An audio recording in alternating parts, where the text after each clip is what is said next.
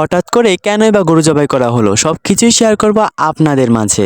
Hey guys, আসসালামু আলাইকুম। মূলত আমার মামতো ভাইয়ের আজকে গরু দিয়ে আকিকা দেওয়ার কথা ছিল। গরু আগে থেকে কিনা হয়ে গেছে, এখন আমরা যাব গরুর মালিকের বাড়িতে।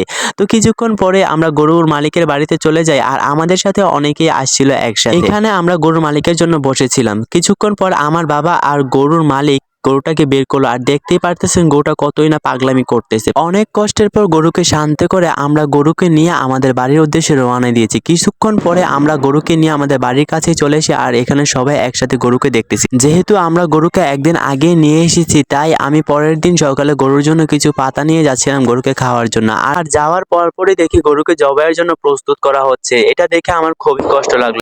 কোরআনের একটি বাণী, কুল্লু নাফসি যায়কাতুল মাউত, অর্থাৎ প্রত্যেক প্রাণীকে মৃত্যুর স্বাদ গ্রহণ করতে হবে। আচ্ছা যাই হোক, গরুকে জবাই করার পর কসাইরা চলে এসেছে গরুকে কাটাকাটি করার জন্য। অনেকক্ষণ কাটাকাটির পর মামা ভাবলো যে সবাইকে মাংস ভাগ করে দিয়ে দিবে। তো এখানে সবার জন্য মাংস ভাগাভাগি করা হচ্ছিল, আর আপনারা দেখতে পারতেছেন এখানে অনেক মানুষই একসাথে মিলে ভাগাভাগি করতেছিল। ভাগ করা শেষ হওয়ার পর আমরা সবাই একসাথে পুরো বাড়িতে মাংস দেওয়ার জন্য বের হয়ে পড়ি।